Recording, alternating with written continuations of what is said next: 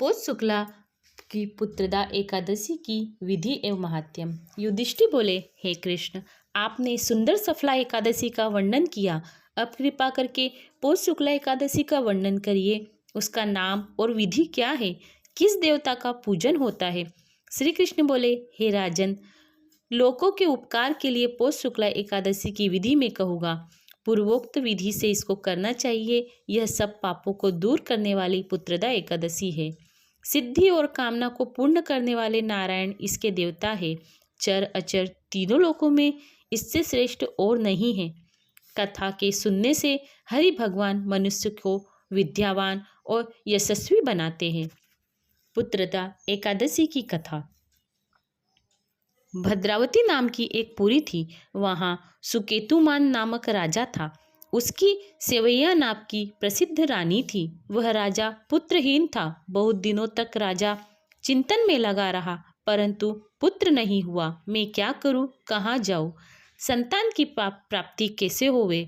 सुकेतुमान को राज्य और पूर्व में कहीं भी सुख नहीं मिलता था।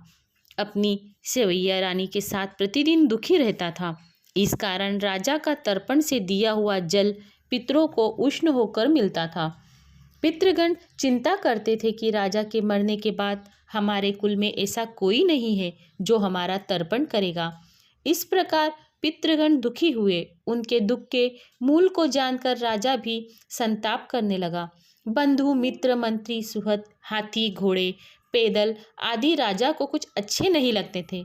वह मन में निराश हो गया। बिना पुत्र के घर सूना रहता है और सदा हृदय दुखी रहता है।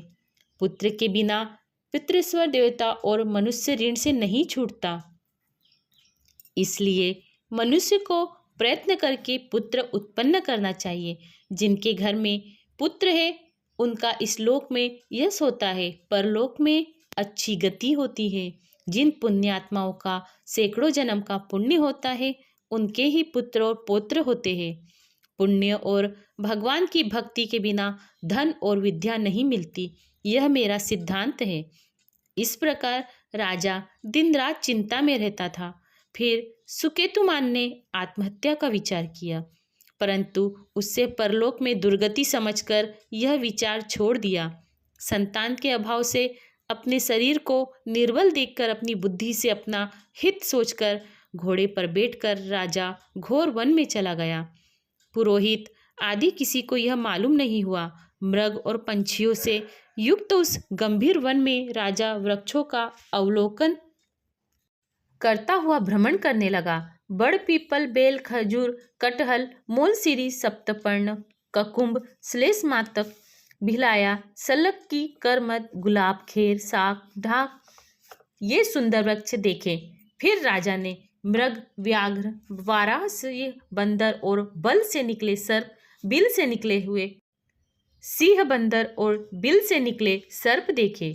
बच्चों समेत मत वाले जंगली हाथी काले मृग सयार खरगोश वन बिलाव सेह सुरही गोहथनियों के झुंडों में चार दांत के युथ्रप हाथियों को राजा ने देखा।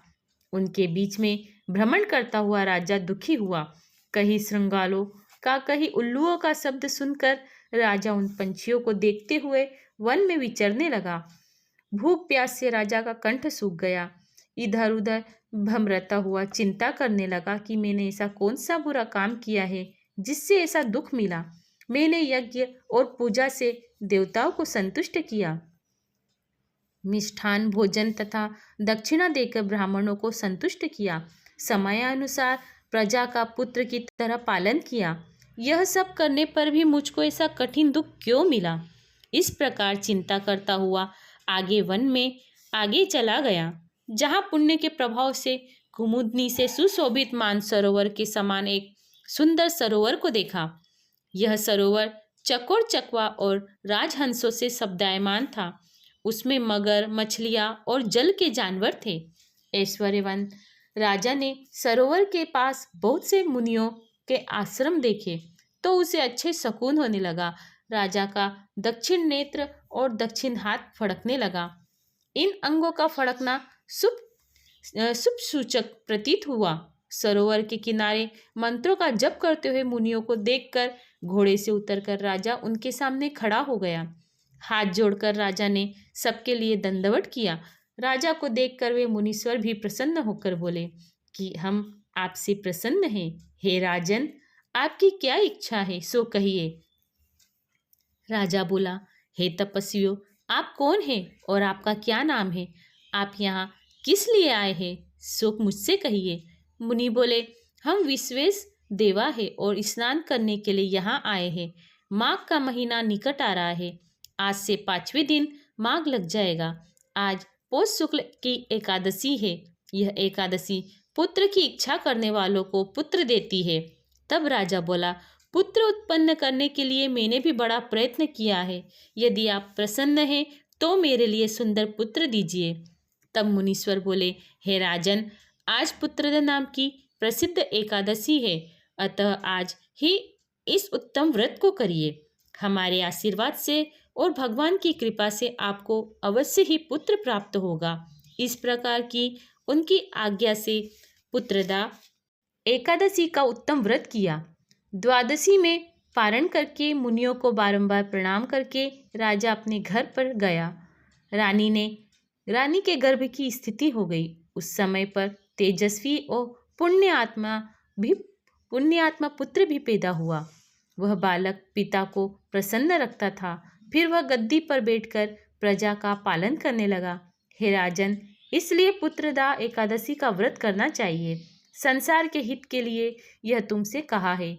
इस पुत्रदा के व्रत को जो मनुष्य करते हैं वे मनुष्य इस लोक में पुत्र को प्राप्त करके मरने पर स्वर्ग को जाते हैं। इति से पुत्रदा एकादशी महात्म्यम समाप्त। राधे राधे। लक्ष्मी नारायण नारायण हरि हरि।